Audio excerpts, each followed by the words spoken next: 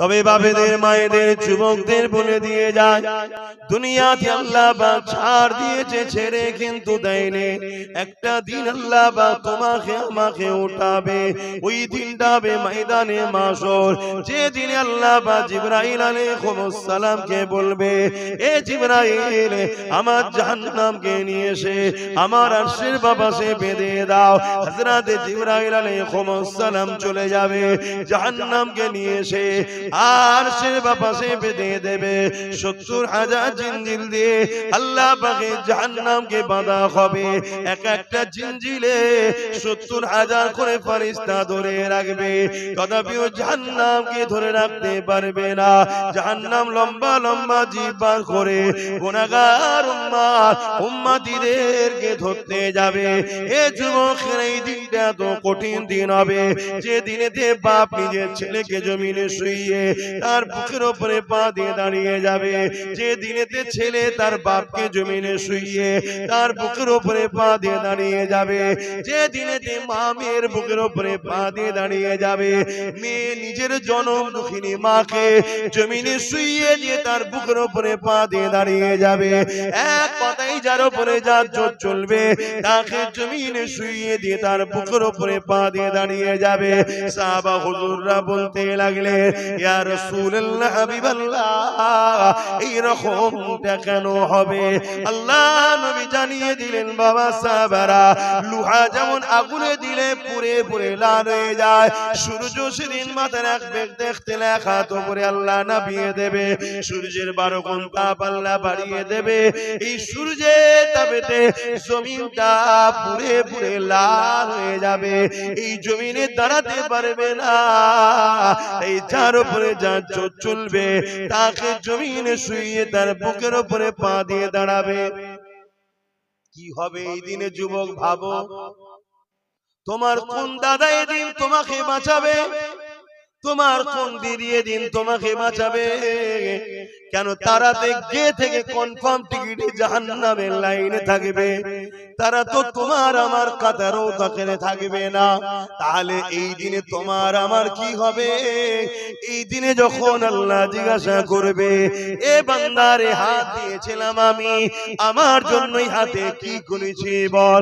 বান্দা পা দিয়েছিলাম আমি, এই পায়ে আমার রাস্তায় কখনো কতটা হেঁটেছি বল? আমার জন্য কি করেছি বল? বান্দারে জবানে কথা দিয়েছিলাম আমি, এই জবানের কথা নিয়ে আমার জন্য কি বলেছি বল? এ আমার বান্দারে চোখে রোশনি দিয়েছিলাম আমি, এই চোখে রোশনি নিয়ে তুই আমার জন্য কি দেখেছি বল? বান্দারে জিন্দেগি দিয়েছিলাম আমি, যৌবন দিয়েছিলাম আমি, তাকত দিয়েছিলাম আমি, জমিন আমার ছিল, আসমান আমার ছিল, গাছ তুই লাগাতিস, ওই গাছকে বাঁচিয়ে সরষের ফুল ফুটিয়ে ফসল ধরিয়েছিলাম আমি। এ বান্দারে আমার জন্য কি করেছিস বল? কি উত্তর দেবেন বলেন? আমরা আল্লাহর জন্য কি কি করেছি? তোমার আমার কি একটু ভয় লাগছে না? হায় হায় হায়, যখন এসব গুলো দেখি, আলোচনা করি আর ভাবি, আল্লাহ এরকম হয় কেন? আবার কোরআনে সূরা বাকারার কথা মনে পড়ে, যে আল্লাহ বলছেন, খতামাল্লাহু আলা কুলুবিহিম, যাদের অন্তরে আল্লাহ মোহর মেরে দেয় তারা পরিবর্তন হবার নয়। না আবু জেহেলকে নবী কম চেষ্টা করেছে? নবী চেষ্টা করেছে। নবী যার মুখের কথা তো দূরের কথা, অন্তরে শুধু বলেছে, আল্লাহ কাবাকে যদি কিবলা বানিয়ে দিতেন, মসজিদ আকসা থেকে মুখটা ঘুরিয়ে নিয়ে কাবাকে যদি কিবলা বানিয়ে দিতে, ইব্রাহিম নবীর বানানো ঘরটা, আমি রাসূলুল্লাহ বড় খুশি হতাম। নামাজের মধ্যে হৃদয়ের মধ্যে শুধু ভেসে উঠেছে, আমার আল্লাহ জিবরাইলকে পাঠিয়ে দিল, এ জিবরাইল জলদি করে যাও, আমার হাবিবকে যে জানিয়ে দাও আমি আল্লাহ আমার হাবিবের মনের আশাকে কবুল করেছে। দূরে কাত নামাজ পড়া হয়ে গেছে, এখনো দূরে কাজ বাকি আছে, বাকি দূরে কাজ।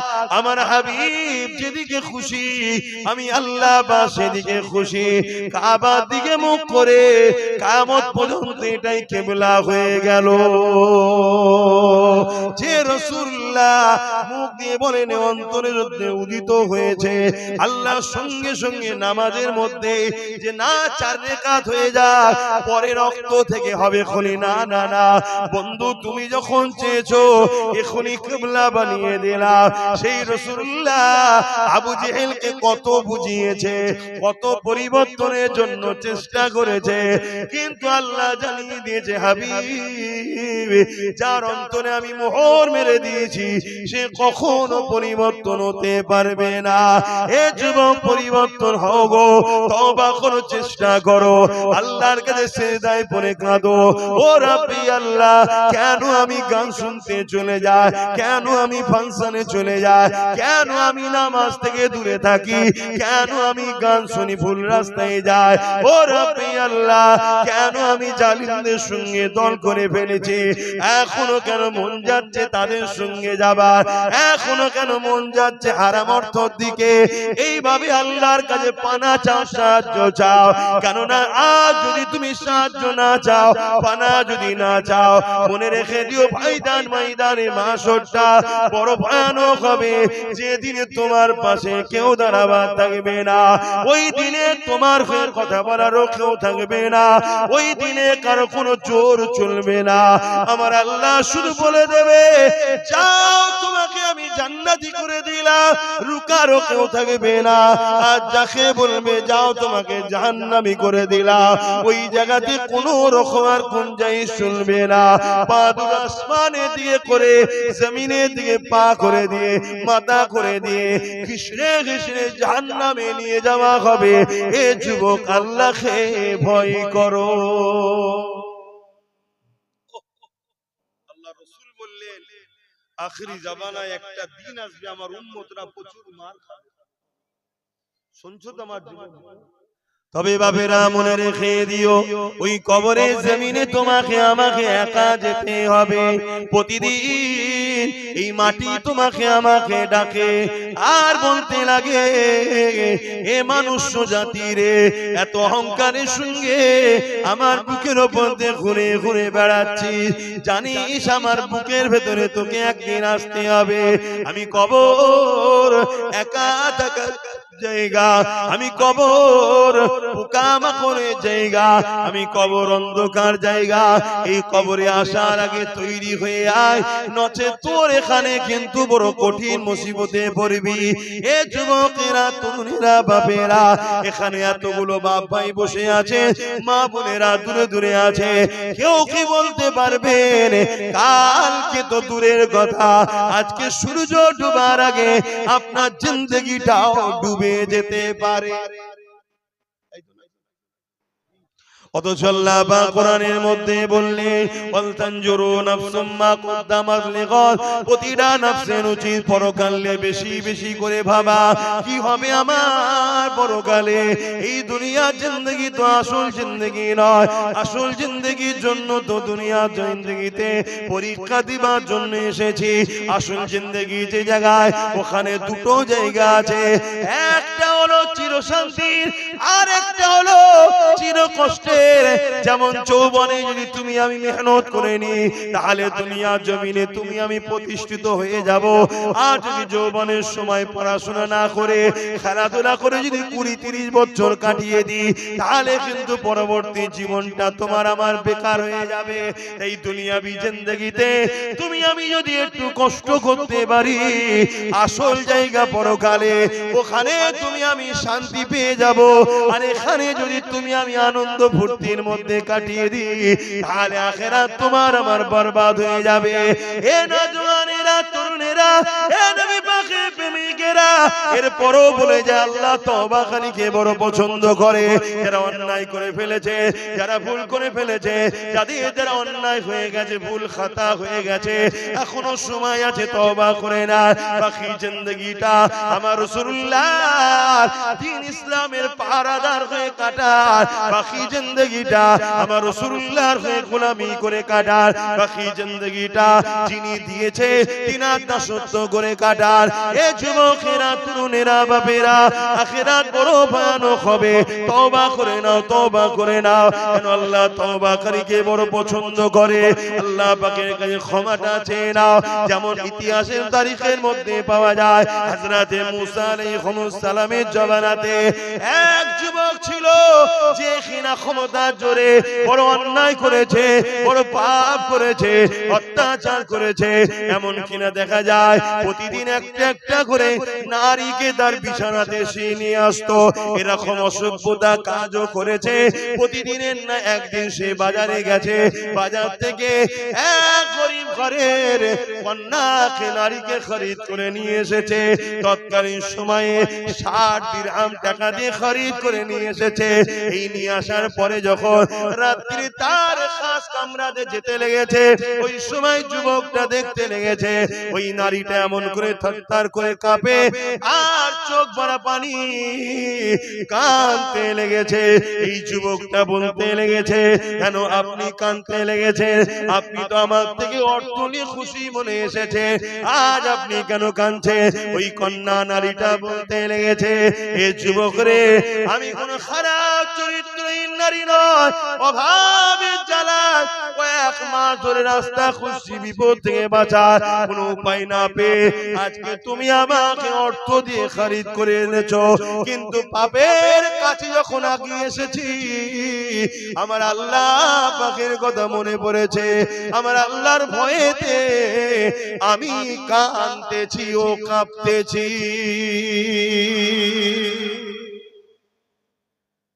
আল্লাহকে ভয় করো যুবক, আল্লাহকে ভয় করো।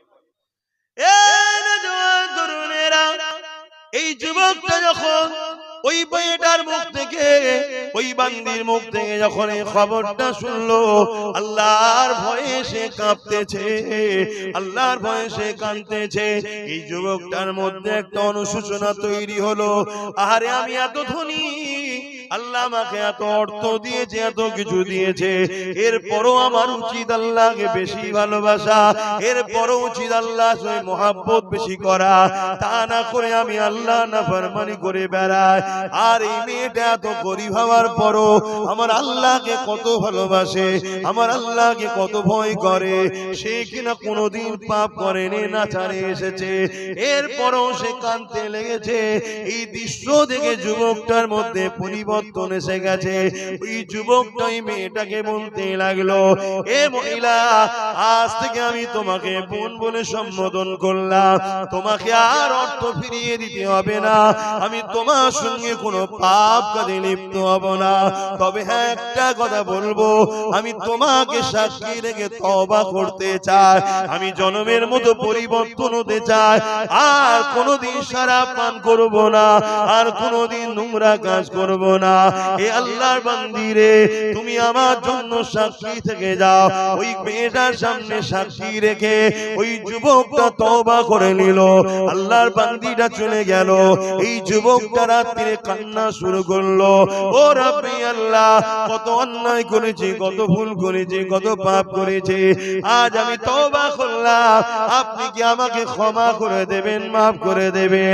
এইভাবে কাঁদতে কাঁদতে কাঁদতে কাঁদতে গভীর রাত হয়ে গেছে। আরে ছেলেটা কাঁদতে কাঁদতে কখন বিছানাতে পিঠ দিয়ে শুয়ে পড়েছে। সূর্য উঠেছে, লোকেরা সবাই উঠতে লেগেছে, সূর্য উঠেছে, লোকেরা সব প্রতিবেশীরা উঠতে লেগেছে, সবাই ওই বাড়ির দিকে তাকিয়ে রয়েছে। সবাই জানে গ্রামের এই ঘরের যুবকটা বড় ক্ষমতাশালী, বড় অর্থশালী, বড় নোংরা ছেলের বিরুদ্ধে কেউ কিছু বলতে পারে না। তাই সবাই অপেক্ষা রয়েছে, না জানি আজকে আবার কোন মহিলা সর্বনাশ করলো। কিন্তু ঘরের দরজার গোড়ায় যারা আগিয়ে এসে যাবার পথে দেখতে লেগেছে, ঘরের দরজায় গায়েবী ভাবে লেখা হয়ে গেছে, গত রাত্রে যুবকটা আল্লাহ পাকের কাছে তওবা করে নিয়েছে। আর আমার আল্লাহ তওবাকারীকে বড় পছন্দ করে। আমার আল্লাহ এর গুনাহ মাফ করে দিয়েছে। এর জানাজা যারাই মরবে আমার আল্লাহ পাক তাদেরও গুনাহ মাফ করে দেবে। অর্থাৎ ওই যে কাঁদতে কাঁদতে ঘুমিয়েছে, ওই ঘুমটা ঘুম আর ছিল না, ওই ঘুমটা যুবকের জন্য মওত হলো। ওই যুবকটা কত সৌভাগ্যবান, মরণের আগে তওবা করে নিল, আল্লাহ তাকে মাফ করে দিল। আমি কখন মরবো আমি জানি, বলো আপনারা জানেন? আপনি কখন মরবেন কেউ জানে? কালকের অপেক্ষা নয়, আজকেই তওবা করুন। আসর থেকে নামাজ আর কাজা নয়, আজকেই তওবা করুন যে আর কখনো খারাপ রাস্তায় নয়। যদিও হয়ে যায় সঙ্গে সঙ্গে আবার তওবা করুন। আবার যদি তওবা করার পরে আবার হয়ে যায় আবার তওবা করুন। কিন্তু তওবার সময় নিয়তটা যেন পাকা থাকে, কেন আল্লাহ অন্তরের খবর জানে। শুনছো তো ভাইরা? আল্লাহ অন্তরের খবর জানে। রাসূল পাক সাল্লাল্লাহু আলাইহি ওয়াসাল্লামকে সাহাবারা জিজ্ঞেস করছেন, হুজুর যদি তওবা করে আবার যদি পাপ করে আবার যদি তওবা করে কতবার? আল্লাহ নবী বললেন, যতবার তওবা করবে বান্দা আল্লাহ পাক ততবার ক্ষমা করবে। জোরে বলুন সুবহানাল্লাহ। কত দয়ালু আল্লাহ, সেই আল্লাহ ছেড়ে দিয়ে যুবক আমরা দূরে আছি। पैगंबरों का रोज़ा दिखा दे खुदाया, दरे मोदद से मिला दे खुदाया, शराबे मुहब्बत पिला दे खुदाया, पैगंबरों का रोज़ा दिखा दे खुदाया। अल्लाहुम्मा सल्ली अला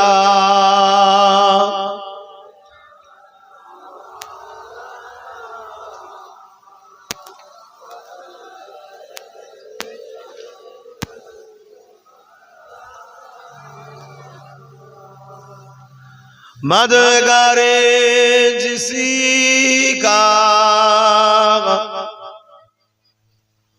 रसूले खुदा हो,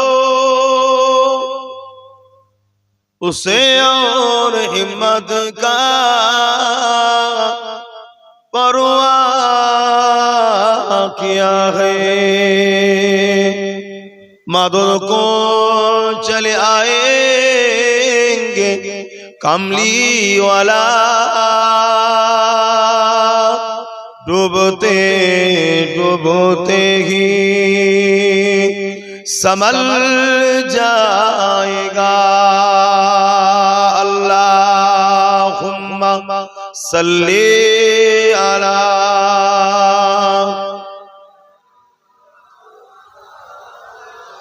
वला आले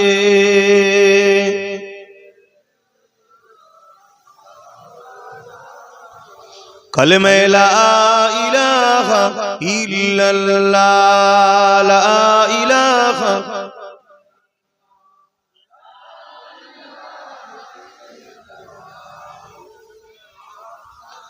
हस्बी रब्बी जल्लल्लाह, माफी क़ल्बी खैरुल्लाह, हस्बी रब्बी जल्लल्लाह, মা ফি কলবি খায়রুল্লাহ নূর মুহাম্মদ সাল্লাল্লাহু হক লা ইলাহা ইল্লাল্লাহ লা ইলাহা ইল্লাল্লাহ মুহাম্মাদুর রাসূলুল্লাহ লা ইলাহা ইল্লাল্লাহ লা ইলাহা ইল্লাল্লাহ পড়ো জবান খুলে খুলে পড়ো লা ইলাহা ইল্লাল্লাহ লা ইলাহা ইল্লাল্লাহ মুহাম্মাদুর রাসূলুল্লাহ আল্লাহুম্মা সাল্লি আলা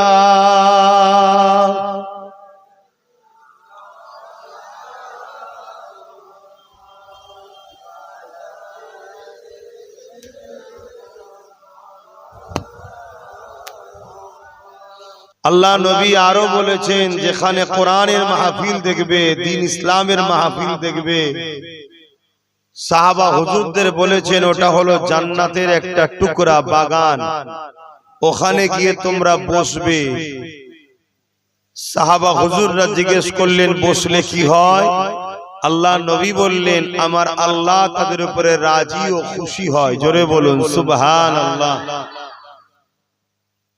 হয়তো ঘরে থাকলে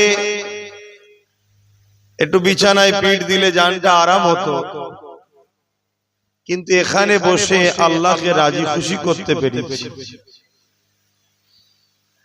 আর আমার আল্লাহ যাকে যত পরীক্ষা নেবে ভালোবাসবে তাকে দুনিয়ায় কিন্তু তত বেশি কঠিন পরীক্ষাও নেবে এটা নিয়ম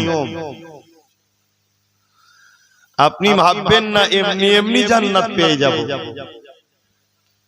আপনি ভাবছেন না কি এমনি এমনি আপনারা ইসলাম পেয়ে গেছেন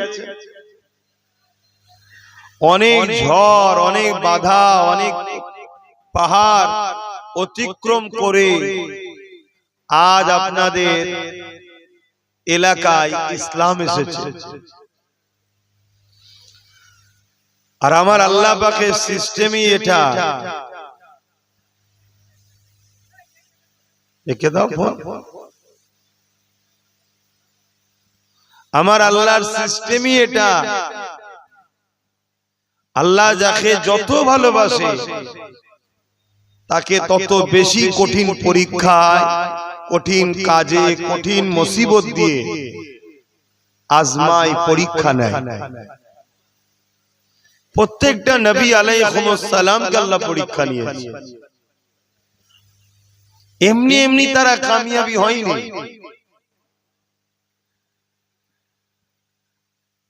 সাহাবা হুজুরদেরকেও পরীক্ষা নিয়েছে জিনাকে না বানালে কিছুই বানাতেন না জিনাকে না বানালে হযরত আব্দুল্লাহ হুজুরকেও বানাতেন না মায়ের পেটে থাকাকালীন বাপ আব্দুল্লাহ হুজুরকে ডেকে নিল দুনিয়ায় এসে কোনোদিন বাপের মহব্বত পেল না কি কঠিন পরীক্ষা আমার রাসূলকে আল্লাহ নিয়েছে কিছুদিন যেতে না যেতে আম্মা আমিনাকেও ডেকে নিলেন কত বড় বড় দুশমনের মোকাবেলায় আমার রাসূলুল্লাহর কখনো দান্দা মোবারক শহীদ হয়েছে কখনো রক্তাক্ত হয়ে তায়েফে অজ্ঞানে পড়েছে কখনো পাহাড়ে চলে গেছে কখনো আবার মদিনা ইয়াসরিব মক্কা ছেড়ে মাতৃভূমি ছেড়ে হিজরত করতে হয়েছে দুনিয়াকে আল্লাহ দেখাচ্ছে যে আমার বন্ধু তোমাদের জন্য মডেল আমার বন্ধু আমার ভালোবাসায় কি স্যাক্রিফাইস করছে দেখো কত ত্যাগ স্বীকার করছে দেখো আর তুমি কে তাহলে তুমি কি ভাবছো আমি এমনি এমনি জান্নাত চলে যাব যার জন্য জান্নাত বানালাম যার জন্য কায়নাত বানালাম সে আমার প্রেমে কি কুরবানি দিচ্ছে দেখো আর তুমি আব্বাস সিদ্দিকী দাদা হুজুরের আওলাদ হয়ে নবীর খানদান হয়ে মনে করেছে এমনি এমনি জান্নাত চলে যাবে তুমি 5 ওয়াক্ত নামাজ পড়ে একটু মুখে দাড়ি মাথায় টুপি দিয়ে একটু তাসবিহ তাহলিল পড়ে মনে করছো আমি জান্নাত চলে যাব তাহলে ইমামে হোসেন কারবালায় কি করতে গিয়েছিল নামাজ পড়তো না তসবিহ ছিল না, হজ ছিল না। আমার আল্লাহ বলছেন আমি যাকে যত ভালোবাসি তাকে তত কঠিন পরীক্ষা নিই। সাহাবা হুজুররা কখনো কখনো কাঁদতেন নবীর দরবারে, হুজুর আমাদের বড় ভয় লাগছে, আল্লাহ কি আমাদের উপরে নারাজ হয়ে গেলেন, আল্লাহ কি আমাদের উপরে বেজার হয়ে গেলেন। আল্লাহ নবী বলতেন কেন? হুজুর অনেক দিন হয়ে গেল কোনো বিপদ আসেনি আমাদের উপরে। ভাবছেন আমি কি বলছি? কোন মুসিবত আসেনি, কোন পরীক্ষা আসেনি, বড় আরামে আছি হুজুর। আমাদের বড় ভয় হচ্ছে আল্লাহ কি নারাজ হয়ে গেল। আর আমরা সবাই চাই একটু আরামের জন্য। আর সাহাবা হুজুররা কদিন যদি একটু আরাম পায় অমনি রাসূলুল্লাহর কাছে গিয়ে কাঁদে আর বলে হুজুর আমরা কি ভুল করলাম, আল্লাহ কি নারাজ হয়ে গেলেন, আমাদেরকে কি অপছন্দ করে নিলেন। হায় রে জিন্দেগি, এটা তো পরীক্ষার জায়গা, এটা তো পরীক্ষার সেন্টার দুনিয়া। এখানে আপনি যদি ভালো ভাবে পরীক্ষা দিতে পারেন রেজাল্ট আউট হবে। সুম্মা নুফিকা উখরা ফাইযা হুম কিয়ামুন ইয়ানজিরুন। ময়দানে মাশর যেদিন সবাইকে উঠানো হবে সেই দিন রেজাল্ট আউট হবে। যারা নেক আমল করেছে তাদেরকে ডান হাতে দেওয়া হবে, যারা বদ আমল করেছে বুকের ভেতর দিয়ে হাত ঢুকিয়ে পিছনে বার করে বাঁ হাতে দেওয়া হবে। যে দিনটা কত কঠিন হবে। আজ আব্বাস সিদ্দিকী বুঝাচ্ছে, উলামারা বুঝাচ্ছে, তবে হক উলামা, উলামাদের মধ্যে আবার দুটো শ্রেণী আছে, একটা খায়রুল উলামা, একটা শাররুল উলামা। যে উলামা কথা বলবে আল্লাহর রাসূলের জন্য সে হলো খায়রুল উলামা, আর যে উলামা ইলম শিক্ষা করে দুনিয়ার তাগুতি শক্তির পক্ষে দালালি করবে সে হলো দুনিয়াদার উলামা।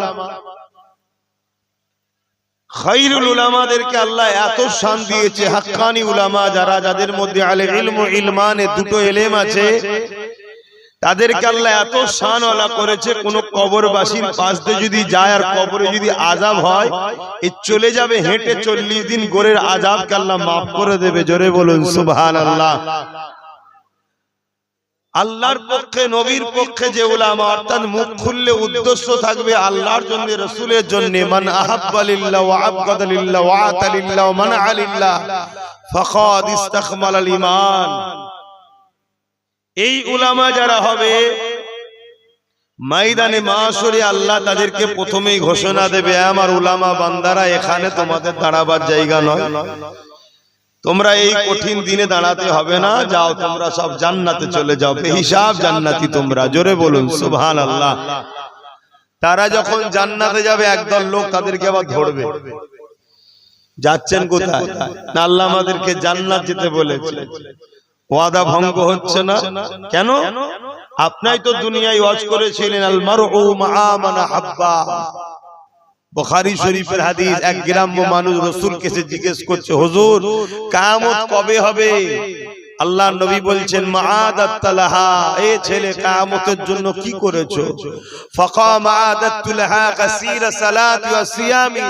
ইয়া রাসূলুল্লাহ বেশি বেশি নামাজ রোজা করতে পারিনি, ইল্লা তবে আন ইউহিব্বুল্লাহ ওয়া রাসূলুহু, আল্লাহ ও রাসূলকে অন্তর থেকে ভালোবাসি। জোরে বলুন সুবহানাল্লাহ।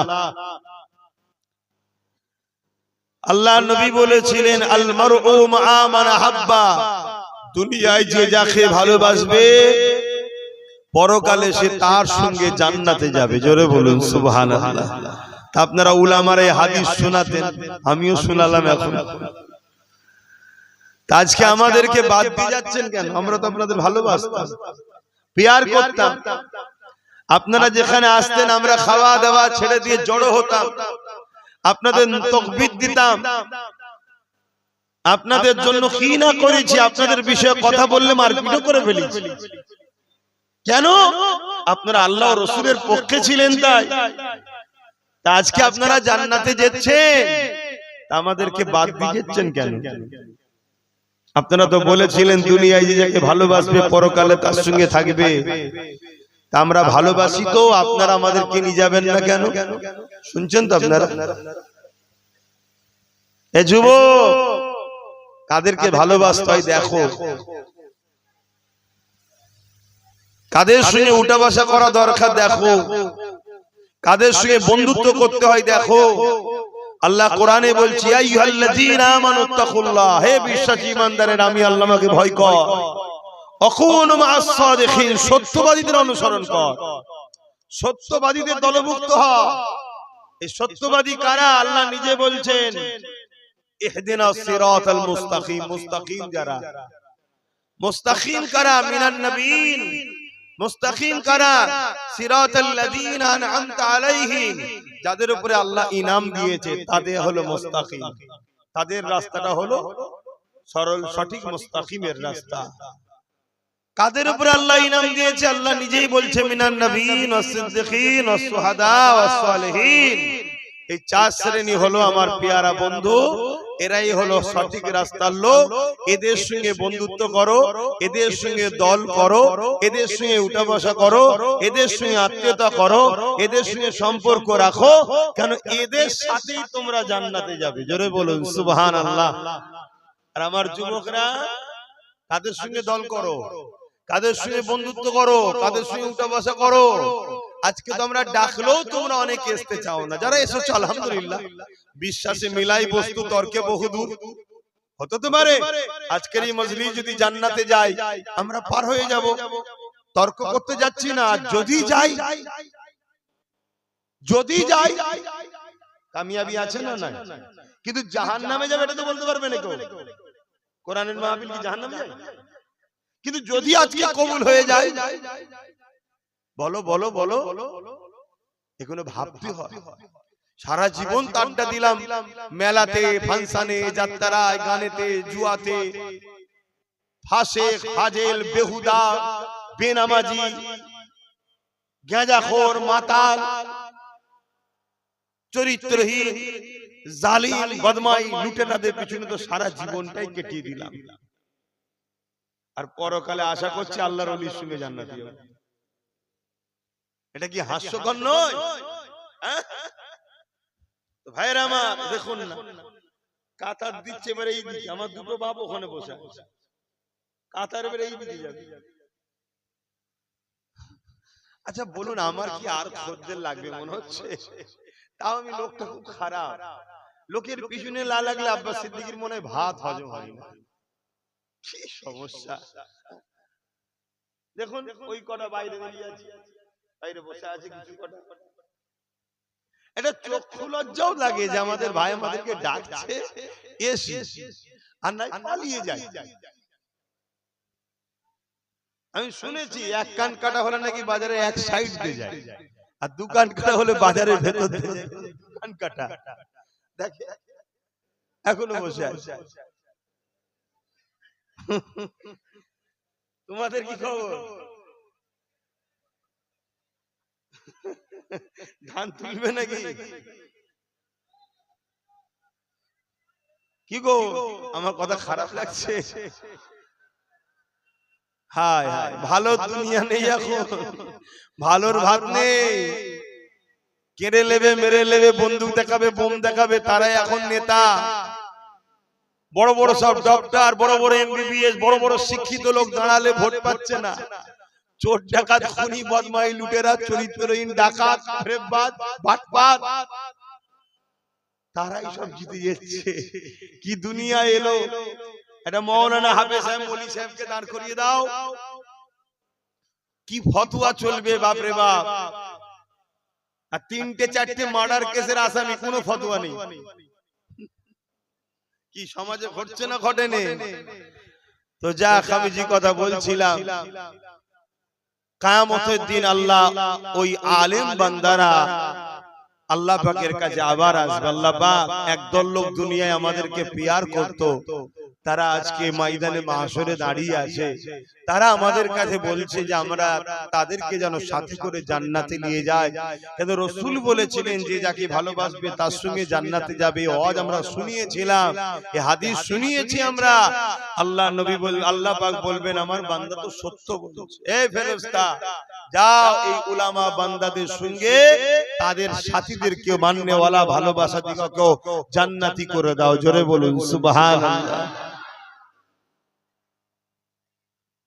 ওই ছেলেটা ওকে হাত ধরে টানছে, বলছে আয় জান্নাতে আয়, আয় জান্নাতে আয়। ও বলছে আমি জান্নাতে যাবো না, কপাল ফাটা জাহান্নামে যা, তাহলে কি কপাল ফাটা জাহান্নামে যা, তাহলে যাবিনি যখন কি করবি।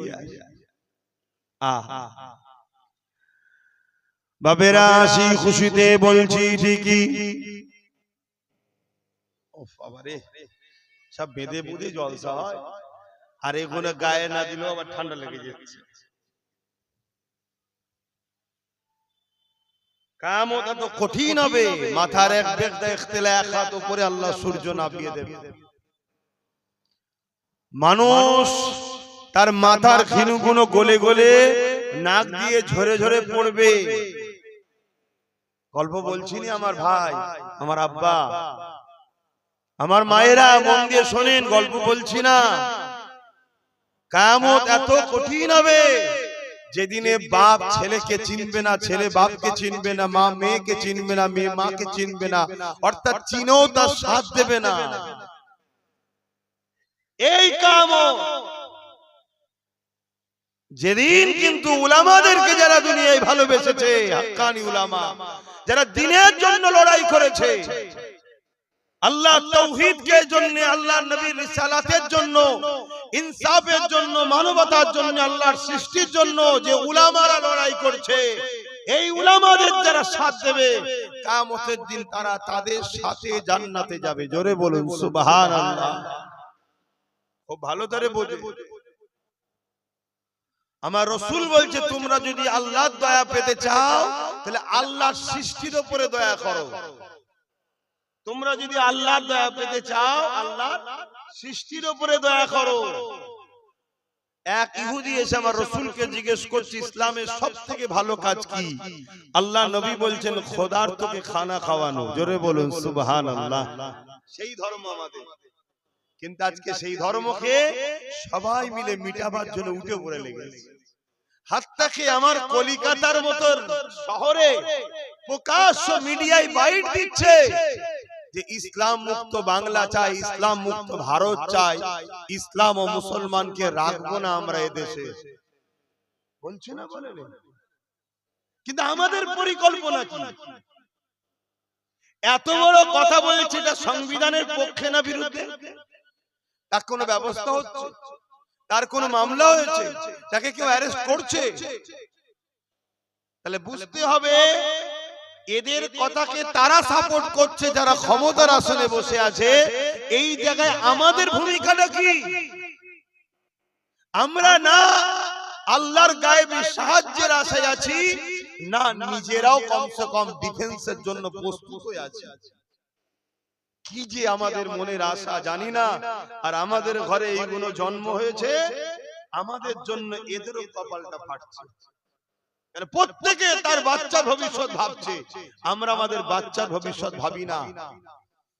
যে আমাদের সময় যদি এত ভয়ানক ঘোষণা হতে পারে তাহলে আমাদের বাচ্চাদের সময় কি হবে একবার ভাবছি না। আর যদিও বা আব্বাস সিদ্দিক একটু ভেবেছে, আমারই কওমের এক শ্রেণীর মানুষ আমাকে তো গালি গালাজ দিতে কিচ্ছু আর বাদ দেয়নি, বাপ মা তুলে সব দিন রাত গাল দিচ্ছে। আবার আমার কওমের মধ্যে অনেকে আবার যাতে এক না হয়ে যায় এটাকে আবার ডিভাইড করার জন্য পরিকল্পনা করছে।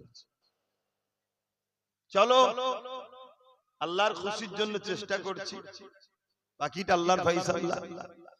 অ্যাকচুয়ালি হুজুর পাক সাল্লাল্লাহু আলাইহি সাল্লামের হাদিস পাক মুসলিম শরীফের হাদিস, আল্লাহ রাসূল বলেছেন যে অন্যায় দেখলে হাত দিয়ে রুখে দাও, অন্যায় দেখলে হাত দিয়ে রুখে দাও। যদি হাতে রুখতে না পারো মুখ দিয়ে অন্যায় প্রতিবাদ করো। যদি মুখ দিয়ে প্রতিবাদ করতে না পারো অন্তর থেকে ঘৃণা করে দূরে সরে যাও। আর অন্তর থেকে ঘৃণা করে দূরে সরে যারা যায় এদেরও ঈমান আছে, কিন্তু ঈমান দুর্বল। ঈমান কি?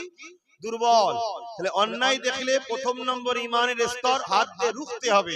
যদি হাত দিয়ে রুখতে না পারো মুখ দিয়ে প্রতিবাদ করতে হবে। মুখ দিয়ে প্রতিবাদী করতে না পারো কমসে কম অন্তর থেকে ঘৃণা করে দূরে সরে যাও। এই তিনটের মধ্যে কোনো গুণ যদি তার মধ্যে না থাকে, উপরন্তু সে অন্যায়কে সহযোগিতা করছে, সাপোর্ট করছে, তার মধ্যে ঈমান থাকবে না। কথা মাথায় ঢুকছে? অপর হাদিস শরীফ মিসকাত শরীফের হাদিস, আল্লাহ রাসূল বলছেন কেউ জালিম জানার পরেও যদি তুমি তাকে শক্তিশালী করতে চাও তাহলে তুমি ইসলাম থেকে বেরিয়ে যাবে। যে ইসলাম থেকে বেরিয়ে যাবে তার ঈমান থাকে। তাহলে প্রথম নম্বর হাদিসটা কি, অন্যায় দেখলে হাত দিয়ে একটু বলুন তাড়াতাড়ি বলুন। যদি হাতে রুখতে না পারেন মুখ দিয়ে প্রতিবাদ, আর যদি মুখ দিয়ে প্রতিবাদ না করতে পারেন অন্তর থেকে ঘৃণা করে দূরে সরে যাও। বলুন, মসজিদ মাদ্রাসা কবরস্থান ঈদগাহ খানকার বিরোধী করা, মিটিয়ে দিবা, ষড়যন্ত্র করা, এটা নাই না অন্যায়? কেন্দ্র সরকার এই ষড়যন্ত্র করছে না করেনি? নাই না অন্যায়? তাহলে অন্যায় যখন হাত দিয়ে রুখতে হবে। যদি হাত দিয়ে রুখতে না পারো মুখ দিয়ে প্রতিবাদ, যদি মুখ দিয়ে প্রতিবাদ না করতে পারো অন্তর থেকে ঘৃণা করতে হবে। তা না করে কোন মুসলমান যদি কেন্দ্র সরকারকে ভোট দেয় তার ঈমান আছে? এটা আমি প্রথম বলেছি বক্তব্য, সেটা দেয়নি। কেন দেয়নি? আমাকে তো অনেকে প্রমাণ করতে চাইছে আমি বিজেপির লোক, শুনছো তো নাকি?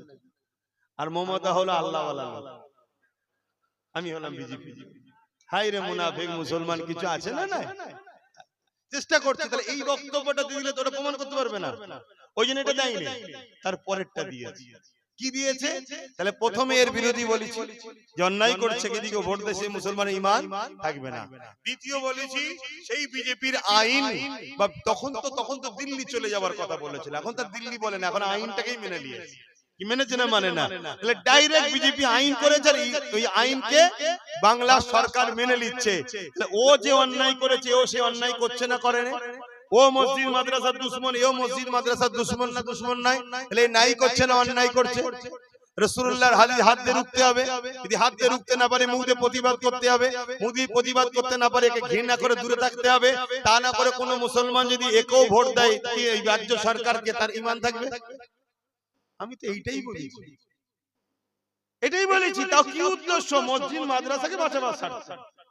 কথা বুঝে আসছে? এটা বলার পরে আরো বলেছি কি, কোরআন শেষ হয়ে যাবে কেউ যদি বলে ঠিক বলেছে না অন্যায় বলছে। কোরআন কি শেষ হবে? আওয়াজ দিয়ে মুসলমানের গলায় শুন, কোরআন শেষ হবে? কোরআন শেষ হবে? কার কার আকীদা কোরআন শেষ হবে না হাত তুলে দেখান। কার কার আকীদা কোরআন শেষ হবে না হাত তুলে, লম্বা করে হাত তুলে। কেউ হাত তুলতে বাকি আছে কি দেখো তো পাশে পাশে, না দেখতে হবে মুনাফিক আছে না নাই দেখতে হবে। কেউ হাত তুলতে বাকি আছে কি আশপাশে দেখো। যদি এইতে কেউ হাত না তোলে সে যদি মুসলমান হয়, তার দুটো জিনিস হয়, গোড়াই গন্ডগোল হয়ে গেছে। কথা বুঝছেন তো নাকি? গোড়াই হাত না বান, গোড়াই গন্ডগোল বোঝেন তো? হ্যাঁ, এই খুব ভালো বোঝে। হয় গোড়াই গন্ডগোল হয়ে গেছে মানে জমিন আমাদের, চাষ অন্যজন করে দিয়েছে। হয় গোড়াই গন্ডগোল, আর নচেত ও ভালো ঘরের ছেলে কিন্তু আজকে ইসলাম থেকে বেরিয়ে বেঈমান হয়ে গেছে। কথা বুঝে আসছে না? এই দুটো ছাড়া তৃতীয় কিছু হতে পারে না। এখানে আমি খেলা করতে বসি। তাহলে ও রাজ্য সরকার বলেছে না বলেনি যে কোরআন শেষ হবে উন্নতি শেষ হবে না? ঠিক বলেছে না অন্যায় বলেছে? তাহলে হাত দিয়ে রুখতে হবে না হবে না? মুখ দিয়ে প্রতিবাদ করতে হবে না হবে না? অন্তত ঘৃণার দরকার আছে না নাই? তা না করে কোন মুসলমান যদি ভোট দেয় ঈমান থাকবে? আচ্ছা, প্রসাদ খাওয়া আমাদের জন্য হালাল না হারাম? প্রসাদ খেলে গুনাহ হয় না ঈমান চলে যায়? এজন্য বলেন ঈমান চলে যাবে। কথা বুঝে আসছে? তাহলে সেই প্রসাদকে রাজ্য সরকার আমাদেরকে রেশনের মাধ্যম দিয়ে খাওয়াচ্ছে না খাওয়ায়নি? ঠিক করেছে না অন্যায় করেছে? জোরে বলো। তাহলে এই অন্যায় হাত দিয়ে রুখতে হবে না হবে না? যদি হাত দিয়ে রুখতে না পারে মুখ দিয়ে প্রতিবাদের দরকার আছে না নাই? তা যদি না হয় অন্তত ঘৃণার দরকার আছে না নাই? তা না করে একে যদি আবার ভোট দেয় ঈমান থাকবে? আমি তো এইগুলো বলেছি, বলার পরে বলেছি যদি তোমরা মনে করো যে না একে রাখা দরকার, তোকে ক্ষমা চাইতে বল, ওকে ক্ষমা চাইতে বল প্রথমে। যদি ক্ষমা চাই যে আমার কোনো বলা ভুল হয়ে গেছে আমায় ক্ষমা করে দাও, তাহলে এই ক্ষমার পানিশমেন্ট হিসাবে আরেকটা কাজ করতে হবে। কি? চেয়ারের চারটে পায়ার মধ্যে একটা পায়া আমাদের হাতে দায়িত্ব দিতে হবে। না হয় শিয়ালের তওবা শুধু বিশ্বাস করলে হবে না। কথা বুঝে আসছে তো? কারণ তুই আবার যদি ঘুরে আসার পর ডিস্টার্ব করিস, কিন্তু আমরা তুই বসছি আরে একটা পায়া আমাদের হাতে থাকবে। এই যে বসে আছে ভাই, বসুক না, কোনো অসুবিধা নেই, কিন্তু একটা যদি আমাদের থাকে ওখানে বসে পাখামো করলেই খুলে নেবো, গুঁজরে পড়ে যাবে। কথা বুঝে আসছে না? না এইটা কি বলা আমার ভুল হয়েছে না হুজুর বলে বলা যাবে না? তা আমি আমার বাপ মা আমার ভাই বোনেদের বুঝাবো না যেদের সাত বিছনারে ঈমান চলে যাবে? আমি সেটাই করেছি। কিন্তু সেই বক্তব্যটাকে এইটুকু কেটেছে, কেটে আবার একজন বুজুর্গের বক্তব্য সেট করেছে কি তিনি বলছে দিয়া যাবে, ইনি বলছে দিয়া যাবে না। কাটটা মানবো? যে বুজুর্গের কথা সেট করেছে তিনি তখন বলেছে দিয়া যাবে, তখন ইনার মুখের উপরে মুখোশ ছিল, মুখোশটা ছিল 10,000 মাদ্রাসা করে দেবো, ডবল ডবল চাকরি দেবো, পুরোপুরাই রেল দেবো, 10% না কত পার্সেন্ট সংরক্ষণ দেবো। তখন ওই মুখোশটা ছিল, তো হুজুর মুখোশ বুঝতে পারেনি, তাই তখন বলেছিল ভালো কাজ যখন করবে তাহলে দিয়া যাবে, দে, অসুবিধা কি আছে? এখানে যতজন বসে আছে একটা সময় তারাও দিয়েছিল, কি দিয়েছে না দেয়নি? এখন জিজ্ঞেস করো তো দেবে কি?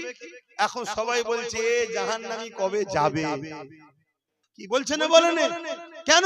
লোক বুঝে নিয়ে জোরে সর্বনাশ, এটা আরো বড় খব্বিস, এটা আরো বড় খব্বিস। আমার সিল আমার নুরা আমারই ভাঙছে দাঁতের গোড়া, ওরাও আমাদের দুশ্মন, কিন্তু আমার সিল আমার নুরা পাইনি, নিজে সিল নুরা নিয়ে এসে মারছে। আর এতে আমার সিল গেছে আমারই নুরা নিয়েছে, আমাদেরই মারছে। ঠিক না বে ঠিক গো? আমাদেরই ভোটে জিতে আমরাই লড়াই করেছি, আমাদেরকেই মারছে। তো সেই জায়গাতে আজকে কোন মুসলমান যদি এসে সালাম দেয় আপনাকে জবাব দিতে হবে না? হবে না? কেন জবাব দেওয়াটা কি ওয়াজিব? জবাব দেওয়া কি বলবেন তো ওয়াজিব দিতেই হবে, না হয় ওয়াজিব তরক করা কাবিরা গুনাহ হবে, আর ইচ্ছা করে যদি অস্বীকার করে ঈমান চলে যাবে। শুনছেন তো নাকি? কিন্তু ওই লোকটাই যদি কালকে আবার ইসলাম থেকে বেরিয়ে যে এসে সালাম দেয় জবাব দিতে হবে? জোরে বলেন।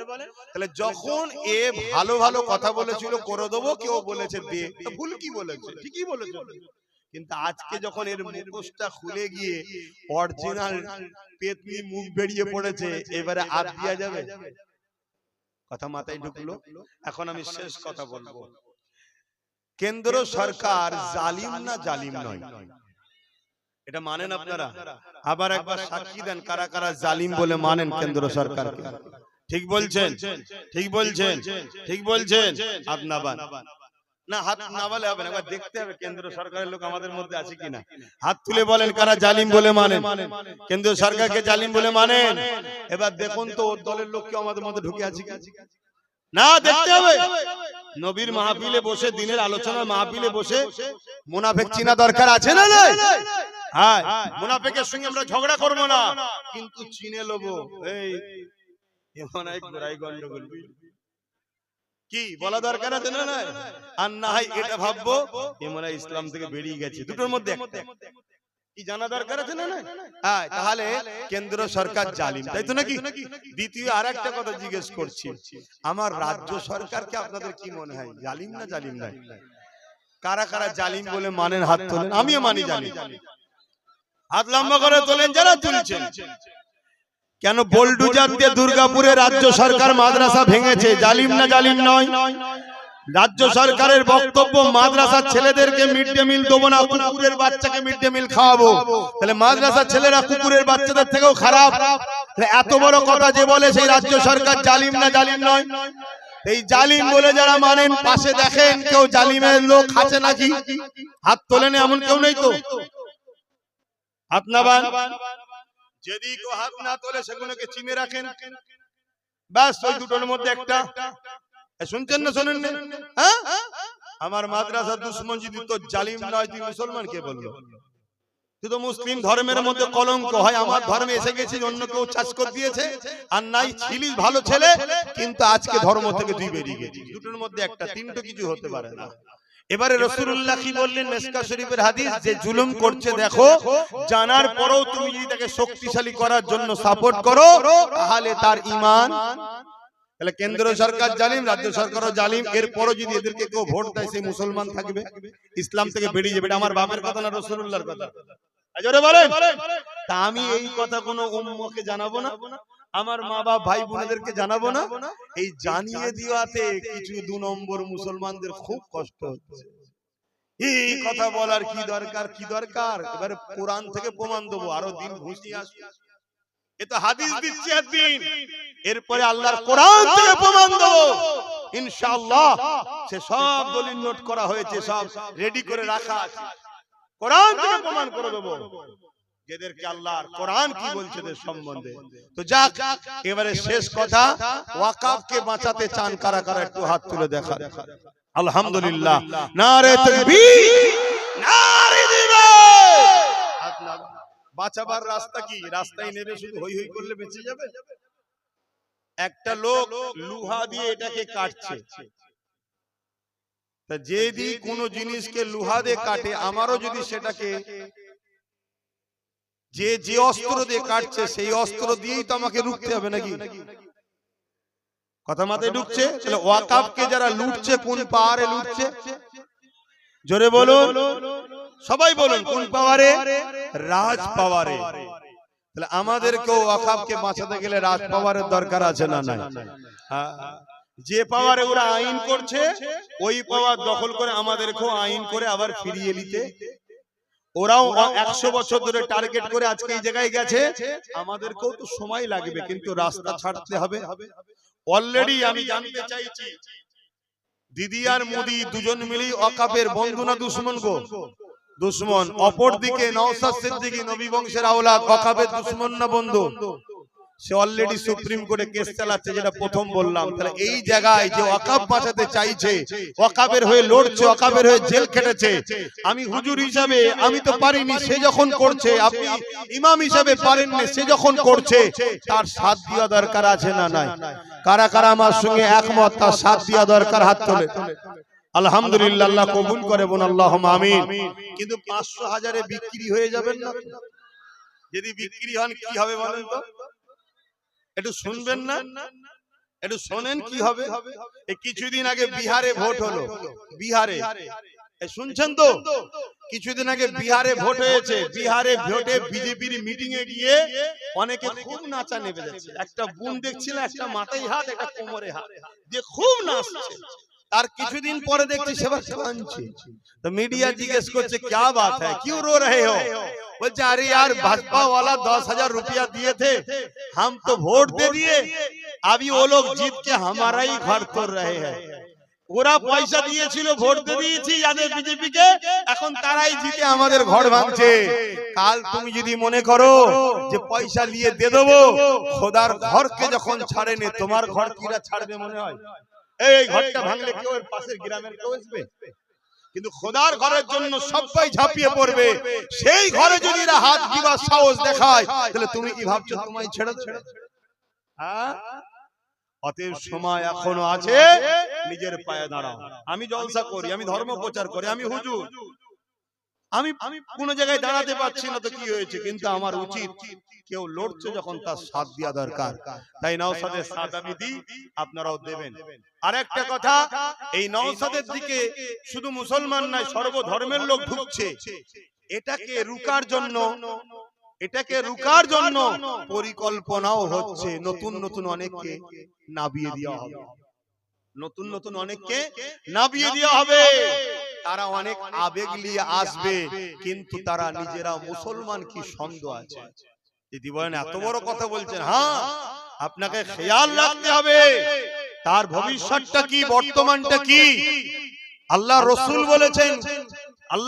বলেছেন, পাহাড় সরে গেছে বিশ্বাস করো, মানুষ পরিবর্তন হয়েছে সহজে বিশ্বাস। তাহলে কাল ভবিষ্যৎটা দেখতে হবে।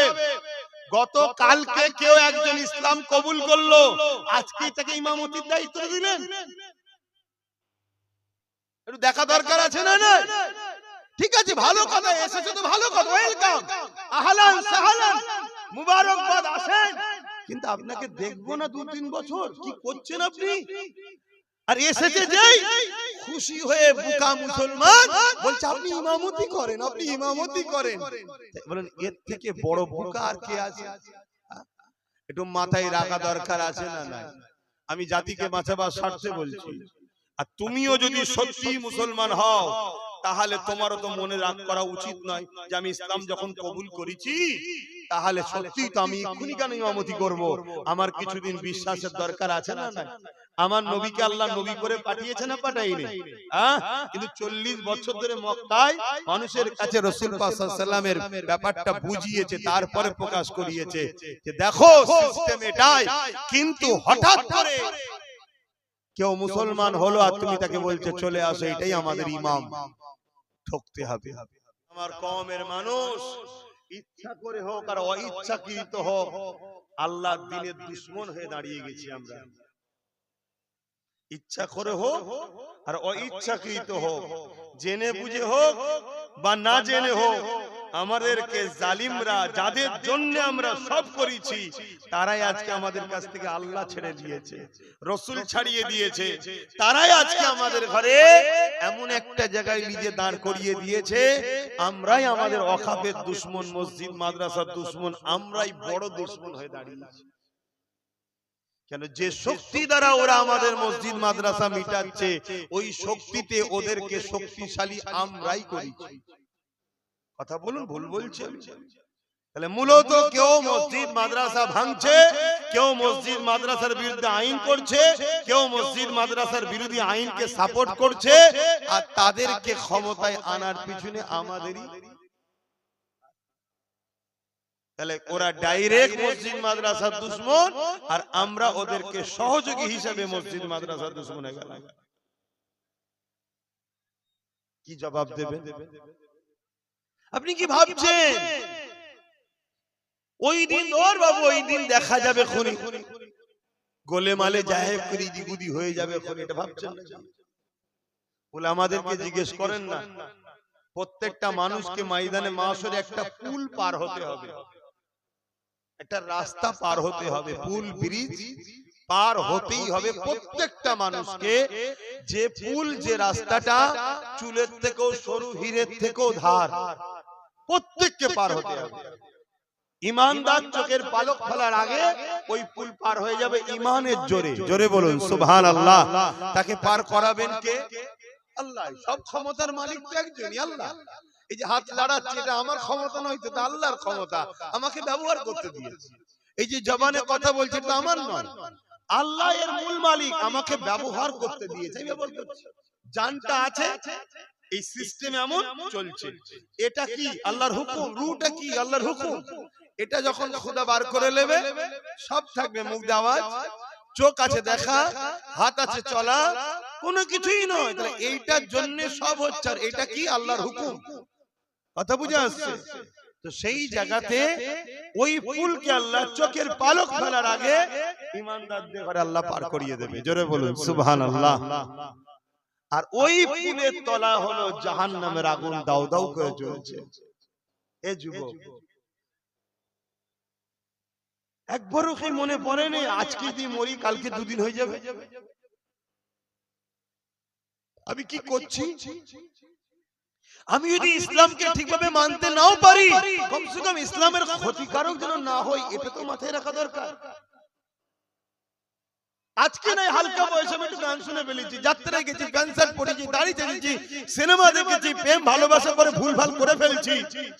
কিন্তু কাল তো তুমি একদিন বয়স্ক হবে, হতে পারে তো তোমার সুযোগ, তুমি কালকে তওবা করবে, হাজি হবে, নামাজি হবে, আল্লাহ ওয়ালা হবে, চান্স আছে না? না। কিন্তু তুমি তো ইসলামের দুশমন হয়ে যাও। বলো, এগুলো ভাবো আমার ভাই বোনেরা। তোমাকে বড় প্ল্যান ভাবি প্রথম পাপী বানিয়েছে, আজকে তোমাকে যারা পাপী বানিয়েছে তারাই তোমাদেরকে আজকে ইসলামের দুশমন বানাচ্ছে। প্রথমে তোমায় গান দিয়েছে, মেলা দিয়েছে, ফাংশন দিয়েছে, কি বলে বিভিন্ন নাচ গানের আসর তৈরি করেছে, খেলার নামে ডেকে নিয়েছে, সেখানে নারী নাচ দেখিয়েছে। কেন? তারা চাইছে তোমার ভেতরে ঈমানটা আস্তে আস্তে দুর্বল হোক। কেন? ঈমান যতক্ষণ আছে ততক্ষণ তোমাদেরকে তারা মিটাতে পারবে না। তাই তারা প্রথমে এগুলো করেছে, করার পরে আজকে তোমাকে এমন জায়গায় পৌঁছে দিয়েছে, চোখের সামনে দেখতে পাচ্ছ যে এরা ইসলামের বিরুদ্ধে, মসজিদ মাদ্রাসার বিরুদ্ধে বোল্ডোজার দিয়ে মাদ্রাসাও ভাঙছে। এরপরও এদের বিরুদ্ধে তুমি তো বলতে পারোনি। যদি আব্বাস সিদ্দিকীর মতো কোন উলামারা এদের বিরোধী করে, তোমার মনে হচ্ছে তাদেরকে গালি দেওয়া দরকার, কিন্তু ইসলামের দুশমনদেরকে তোমার সাপোর্ট করতে ভালো লাগছে। এটা তোমার ধ্বংসের আলামত। তুমি তওবা করো, আল্লাহর কাছে সিজদায় পড়ে কাঁদো। আমরা শাস্তি কাকে বলি আমরা ঠিক বুঝতে পারি না। প্রকৃত শাস্তি কি? গরিব হওয়া? এই প্রকৃত শাস্তি কি গরিব হওয়া? দুনিয়ায় গরিব কত বছর গরিব ভাই বলুন? দুনিয়ায় গরিবটা ক বছরে? সর্বোচ্চ ধরলি 100 বছর। সর্বোচ্চ ধরছি কত বছর? 1.5 ঘুমিয়ে কেটে যায়। ঘুমিয়ে থাকলে কি গরিব হয়? 50 বছর। 50-এর মধ্যে 15 বছর শিশু বয়স কাটে। বড়লোক গরিব কিছু বোঝে না। তাহলে এই সামান্য জিন্দেগিটা গরিবই। অথচ কিয়ামতের দিন গরিবরা ধনীদের থেকে 500 বছর আগে জান্নাতে যাবে। জোরে বলুন সুবহানাল্লাহ। আর এই 500 বছর ধনীরা ময়দানে মাশরে থাকবে। যেদিনটা কত কঠিন হবে বুঝতে পারছেন তো? খুব ভালো করে বোঝেন। কিন্তু আজকে দুনিয়ায় প্রকৃত আল্লাহ পাকের আযাব শাস্তি হলো কি? আল্লাহ যদি তোমাকে, খুব ভালো করে শোনেন, আল্লাহ যদি আপনাকে, আপনাদেরকে বা কাউকে তার থেকে দূরে সরিয়ে দেয়, এর থেকে বড় শাস্তি আর কি হতে পারে? যে আল্লাহ চাই না তুই আমায় সেজদা দে। শুনছেন? আল্লাহ তোমাকে সেজদা দিবার সুযোগ দিচ্ছে না, যে তুই আমায় সেজদা দে, এই সুযোগটা আল্লাহ তোমায় দেয়নি। বলো এর চেয়ে বড় কষ্ট দুঃখ আর কি হতে পারে? যে আমার প্রভু, আমার স্রষ্টা আমার সেজদা সে পছন্দ করে না, তাই আমাকে সুযোগও দেয় না দিবার। কিছু বুঝাতে পারছি তো নাকি? আল্লাহ চাই না তুই মসজিদে আয়, আল্লাহ তোমাকে তার থেকে সরিয়ে দিচ্ছে, তোমার খেয়ালই নাই। এর চেয়ে বড় আর কি কষ্ট হতে পারে যে আমার রব, আমার স্রষ্টা আমার উপর খুশি নয়। একটা ব্যক্তি, মন দিয়ে শুনুন, একটা ব্যক্তি ফজর বেলা সুন্নাত নামাজ পড়ে ফজরের ফরজ নামাজের অপেক্ষায় বসে আছে। কখন ঘুমিয়ে পড়েছে। এমন সময় ঘুম ভেঙেছে ফজরের ওয়াক্ত বা শেষ হব, তাড়াতাড়ি উঠে উযু আর না করেই নামাজ পড়ে নিয়েছে।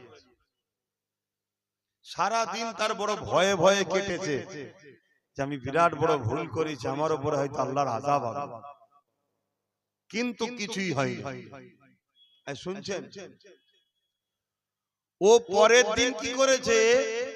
ইচ্ছা করে ঘুম থেকে উঠে উযু না করেই নামাজ পড়েছে, সুন্নত ফরজ। দ্বিতীয় দিন ভাবছে প্রথম দিন না হয় আমি তাড়াহুড়ো করে চলে যাবে বলে নাই করিনি, কিন্তু আজকে তো ইচ্ছা করে করেছি, আজকে ঠিক শাস্তি আমার উপর আসবে। সারা দিন কেটে গেল, রাত এলো, ঘুমিয়ে পড়লো, কিছুই হয়নি। তারপরের দিন সংসার জীবন ছিল, স্ত্রীর কাছে কাছে, গোসল ফরজ হয়েছিল, গোসল ফরজটা আদায় না করে ওই অবস্থাতেও নামাজ পড়েছে। শুনছেন? আজকে কিন্তু ভাবছে আমার রেহাই নাই, কিন্তু কিছুই হয়নি। এ যুবক মন দিয়ে শোনো, তুমি ভাবছো আমার তো কিছুই হচ্ছে না, তুমি কি হচ্ছে দেখো। একটা বন্ধু ছিল, সে ফলো করেছে, সে জিজ্ঞেস করছে, হারা তোর তো 3 দিন মন মিজাজ বড় খারাপ দেখছিলাম, কি ব্যাপার? আজকে তো ঠিক আছে দেখছি। তখন তাকে ঘুলিয়ে সব বলেছে যে প্রথম দিন এই হয়েছিল, দ্বিতীয় দিন এই ছিল, তৃতীয় দিন এই হয়েছিল, তো আমার তো কিছুই হলো না। বন্ধু আফসোস করে বলছে, হাই রে তুই বুঝলি না তোর কি হয়েছে? বলছে কই কিছুই হয়নি। তখন বন্ধু জিজ্ঞেস করছে, কি হলে তুই ভাবতিস? আমি ভেবেছিলাম হয়তো আমার হাত ভেঙে যাবে, পা ভেঙে যাবে, কি অ্যাক্সিডেন্ট হবে, কি কোনো বিমারে পড়ে যাব, কি আসমান থেকে কিছু আমার উপরে আযাব আসবে, কই কিছুই হলো না তো। তখন বন্ধু আফসোস করে বলছে, যদি এখনো কাজ হতো তাহলে হালকার উপর দিয়ে হতো, অনেক বড় শাস্তি আল্লাহ তোকে দিয়েছে, তুই বুঝতে পারিসনি। কি শাস্তি? আল্লাহ তোকে ইসলাম থেকে বার করে দিয়েছে, তোর খেয়ালই নাই। শুনছেন কি বলছি? আমার কওমের ছেলে যুবক, তুমি ভাবছো আমি গান শুনছি, ফাংশনে যাচ্ছি, যাত্রায় যাচ্ছি, মসজিদের দুশমনদের সঙ্গে দল করছি, মাদ্রাসার দুশমনদের সঙ্গে যাচ্ছি, কই আমার তো কিছুই হচ্ছে না। আমি লোককে মারি, গরিবকে মারি, একে মাথা ফাটাই, ওর জমি দখল করি, আমার তো কই কিছুই হচ্ছে না। এমন তো নয়, আল্লাহ তোকে ইসলাম থেকে বের করে দিচ্ছে। আর যে ইসলাম থেকে বেরিয়ে যাবে তার কবরে ঢোকার সাথে সাথে 99টা সাপ দেবে, দুমুখো সাপ আসবে এবং তাকে সারা জীবন জাহান্নামে জ্বলতে হবে। আর একজন গুনাহগার যদিও জাহান্নামে ঢোকে, আযাব খাটার পরে একদিন না একদিন বেরিয়ে এসে আসবে, কিন্তু বেঈমান যে ঢুকবে, ইসলাম থেকে যে বেরিয়ে যে ঢুকবে, সে কোনোদিন আর জাহান্নাম থেকে বেরোতে। কিছুদিন আগে দেখলেন না আমারই বাংলাতে ওই কে যেন প্যাটিস নাকি বিক্রি করতে গিয়ে মার খেলো, দেখেছেন তো নাকি? তবে মার খাওয়ার কপালও করেছি আমরা, কি করা যাবে। তো মার খেলো, খাবার পরে একটা চারিদিকে ঝড় উঠেছে, নিন্দার ঝড়, নিন্দার ঝড়। মমতা দেখছে রে মোল্লা যত দিদি না কেস দিই না ধুরি, তাহলে তো আমার ভোটটা চলে যাবে। ওপরে ফোন করলো, হ্যালো একটু দেখাবার মতো করে ধরতে হবে, বুঝলেন না? হয় মুসলমান জেগে গেলে আবার আমার পাশ থেকে চলে গেলে, নওশাদের দিকে তো এমনি মুসলমান হু করে যাচ্ছে, তাহলে রুকে রাখতে পারবো না। এদের যদি রুকে না রাখি, ওরা যদি এক জায়গায় হয়ে যায় না, তোমাদের সাইজ করে ফেলবে। কথা বুঝে আসছে? একটু ধরতে হয়, তাহলে তাড়াতাড়ি ধর ধর ধর ধরে ফেললো। ধরতে দেরি, বেরোতে দেরি হয়। কি ভুল বলছি? আবার জেল থেকে বেরিয়ে গেল না? আর যখনই জেল থেকে বেরিয়ে গেল, প্যাটিসওয়ালা ভাবছে এবার আমাকে মেরে ফেলবে, জানে খুন করে দেবে একদম। ওই জন্য ও বেচারিও তাড়াতাড়ি তবলা তবলি করছে, নিজের দেশের ঘরে পালিয়ে গেছে। কি বুঝছেন? আমার আওয়াজ বুঝতে পারছেন তো নাকি? আমি ওই সকল মৌলী সাহেবদের মতো নয় যারা ইসলাম মানে শুধু দাড়ি টুপি, নামাজ রোজা, মসজিদ মাদ্রাসা বোঝে। আমি ওই দলের লোক নয়।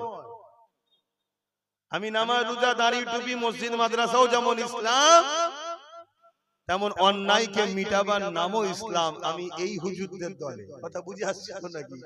আমার নবীর মিশনটা কি ছিল? আমার নবী জালিমের বিরুদ্ধে লড়াই করে আল্লাহর জমিনে আল্লাহর সৃষ্টি মখলুক বান্দাদেরকে আজাদ করেছে। জোরে বলুন সুবহানাল্লাহ। আবার নবী নামাজও পড়েছে, সাহাবারাও পড়েছে, আমাদেরও পড়তে বলেছে। কথা কিছু বুঝে আসছে? মানে নামাজ পড়তে হবে, ওটা ব্যক্তি জীবনের কল্যাণের জন্য। আর সামাজিক কল্যাণের জন্য দুর্নীতিকে বন্ধ করতে হবে, জুলুমকে বন্ধ করতে হবে, খুনকে বন্ধ করতে হবে, রেপকে বন্ধ করতে হবে, নেশাকে বন্ধ করতে হবে। এটা কি ইসলাম নয়? কথা বলে। তো এইগুলো বন্ধ করতে গেলে ভালো ভালো রাজনীতির নেতাও দরকার আছে না? নাই? এই কথা বলছেন। এখন আপনার মসজিদের ইমাম যদি বলে সামনে পঞ্চায়েতে এই বুথ থেকে আমি দাঁড়াবো, ওই গ্রামে যারা নামাজ পড়তো তারা ইমামের বিরুদ্ধে প্রথম দাঁড়াবে, ঠিক তো নাকি? ইমাম সাহেব এই কাজ করলো কেন? ওই ইমামকে আর রাখা যাবে না।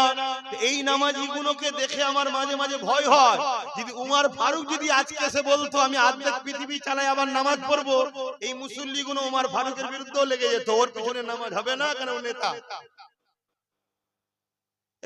কথা বুঝছেন তো নাকি? আমার কথা ভুল হয়ে গেল নাকি?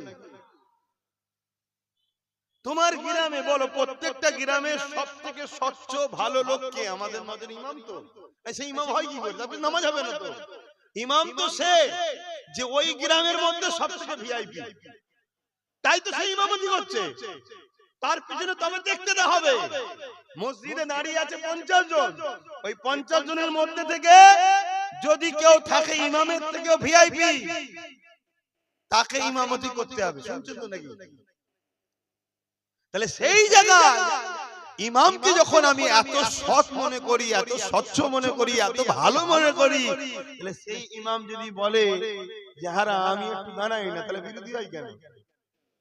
আচ্ছা, ইমামকে দাঁড়াতে হবে না। ইমাম যদি বলে এক কাজ কর, আমি তো তোর ইমাম, আমার ভাইটা তো ও জেনারেল লাইনে পড়াশোনা করেছে, এলে একে কমসে কম দাঁড় করা, আমি দায়িত্ব নিচ্ছি, আমার ভাই কোনো সমস্যা করবে না, করলে আমি ইমাম আছি।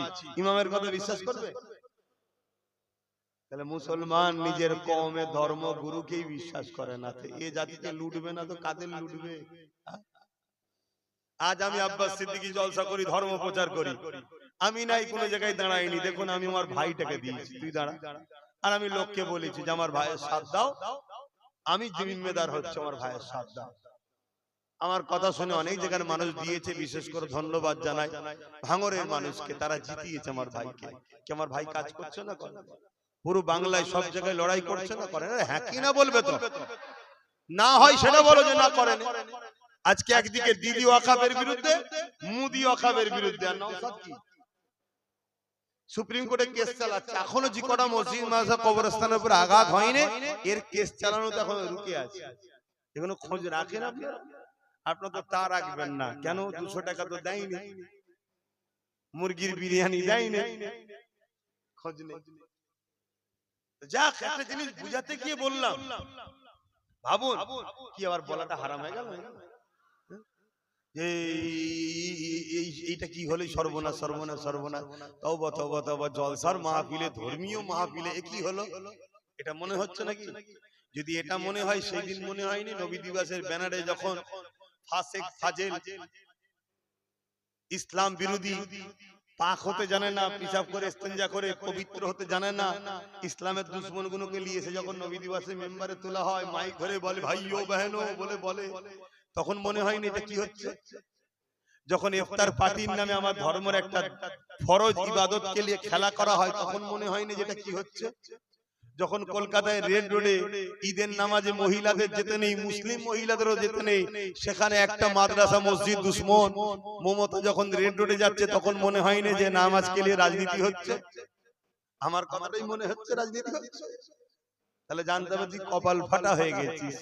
এই জন্য আমারটাই তোর বুকে ব্যথা হচ্ছে, আর অন্যটা তোকে মনে হচ্ছে এটা ঠিক হচ্ছে। কি গো, আপনাদের বুকে কারো ব্যথা হয় না তো? যদি হয় ওই একই লাইনে, তাহলে আবার ফেলো করি মা কোতেল, তুমি কি আমার পড়?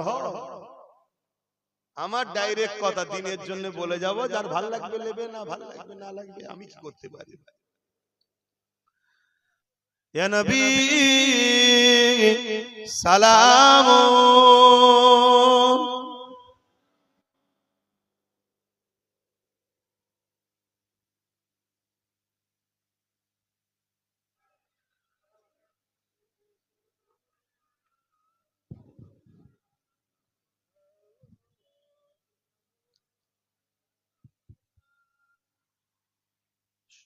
যারা রাস্তায় আছেন নেমে আসেন না, এই সুযোগে নেমে আসেন চর্চা করে, এখনই তো দোয়া হবে। তালা আল বাদরু আলাইনা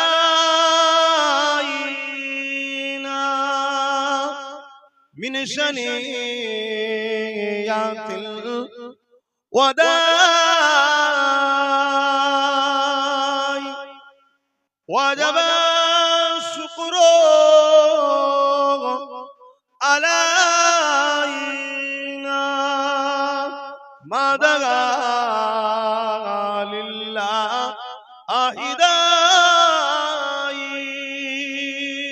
ইয়া নবী সালাম,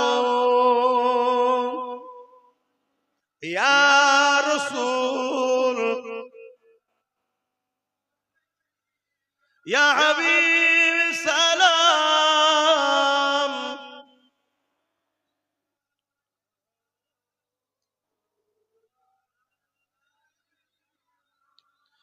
কঠিন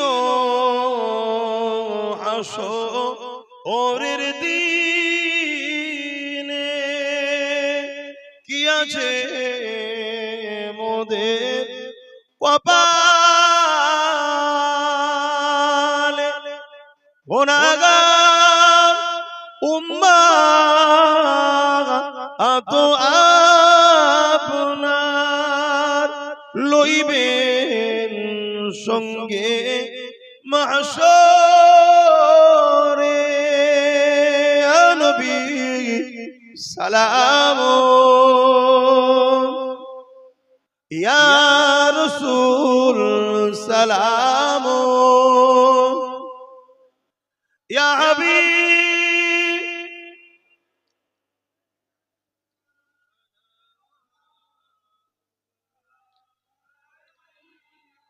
ভাই সংক্ষেপ করব, তার আগে একটা ছোট্ট কথা বলে যাব। কেন আমার ওয়াজকে নিয়ে নানা রকম ভাবে কাটিং করা হয়, ছোট ছোট ছোট ছোট করে ছাড়া হয়, 20 সেকেন্ডের, 30 সেকেন্ডের, 1 মিনিটের, 1.5 মিনিটের করে ছেড়ে সমাজে একটা বিভ্রান্তি তৈরি করা হয়।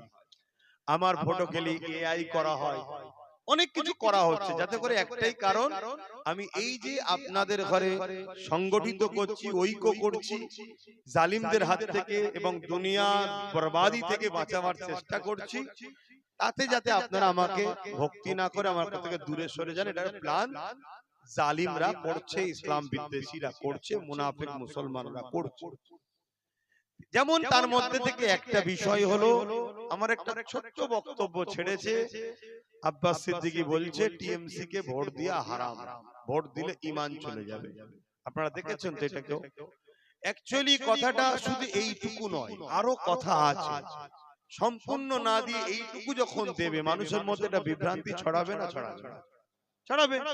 এর একটা বিভ্রান্তি ছড়াতে চাইছে, তাই পুরো বিষয়টা এসেছি যখন একটু আপনাদেরকে জানানো দরকার মনে হচ্ছে। আপনারা জানতে চান? হাত তুলে সাক্ষী দেন। জানতে চান তো? আলহামদুলিল্লাহ, বসেন, এই কথাটা একটু বলে দোয়া করে দেবো। দরুদ শরীফ, আল্লাহুম্মা সাল্লি আলা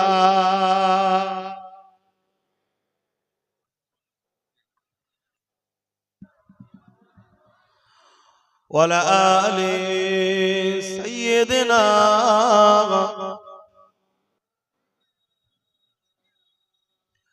যাদের হৃদয়ে আছে আল্লাহর ভয়, তারা কখনো ভুলে যায় না। আল্লাহ প্রেম ছাড়া এই দুনিয়া কারো কাছে কোনো কিছু চাই না। যাদের হৃদয়ে আছে আল্লাহর ভয়, তারা কখনো ভুলে যায় না। আল্লাহ প্রেম ছাড়া এই দুনিয়া কারো কাছে কোনো কিছু চাই না। রাতের আঁধারে যারা সিজদাতে রয়, দু চোখের আশাতে নদী যেন বয়। রাতের আঁধারে যারা সিজদাতে রয়, দু চোখের আশাতে নদী যেন বয়। ছলনার ঘাছানি যতই আসো, ছলনার ঘাছানি যতই আসো, পিছনে ফিরো তাকায় না। যাদের হৃদয়ে আছে আল্লাহর ভয়, তারা কখনো ভুলে যায় না। আল্লাহ প্রেম ছাড়া এই দুনিয়া কারো কাছে কোনো কিছু চাই না। দিন কায়েমের পথে যারা অবিচল, তারা হলো আল্লাহর প্রিয়জন। দিন কায়েম বলতে কি? দিন কায়েম বলতে কি? যারা এই জমিনের উপর থেকে অন্যায় মিটাতে চায়, ঘুষ মিটাতে চায়, দুর্নীতি মিটাতে চায়, জুলুম মিটাতে চায়, নারীদের অধিকার দিতে চায়, এতিমের অধিকার দিতে চায়, বিধবার অধিকার দিতে চায়, সাম্য শান্তি ন্যায় প্রতিষ্ঠিত করতে চায়, তাওহীদ এর রিসালাতের মেসেজকে প্রতিষ্ঠিত করতে চায়, তারাই তো হলো প্রকৃত আল্লাহর পেয়ারা। এটাই হলো ইসলাম। জোরে বলুন সুবহানাল্লাহ। দিন কায়েমের পথে যারা অবিচল, তারা হলো আল্লাহর প্রিয়জন। বাতিলের কাছে যারা হার মানে না, বাতিলের কাছে যারা হার মানে না, সংগ্রাম করে যায় অমরণ। যাদের হৃদয়ে আছে আল্লাহর ভয়, তারা কখনো ভুলে যায় না। আল্লাহ প্রেম ছাড়া এই দুনিয়া কারো কাছে কোনো কিছু চাই না। আল্লাহুম্মা সাল্লি আলা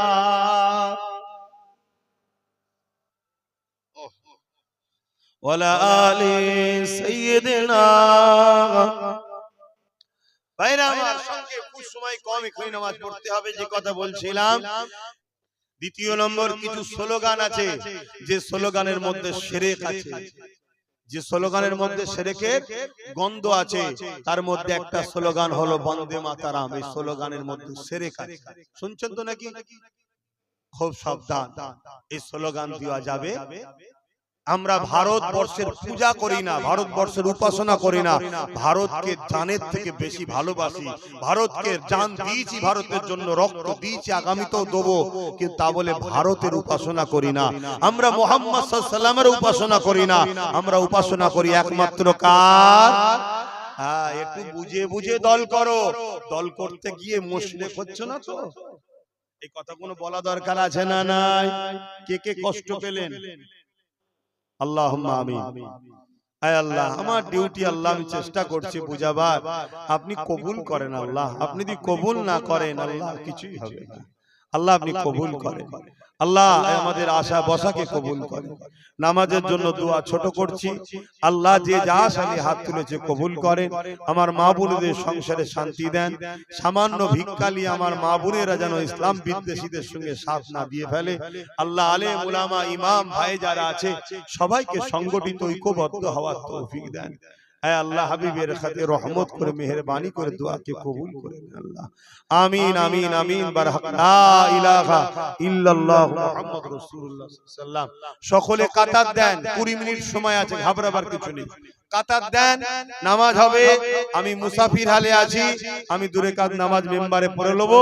2 মিনিটের মধ্যে নামাজ শুরু হবে, আপনারা কাতার দেন। আসসালামু আলাইকুম।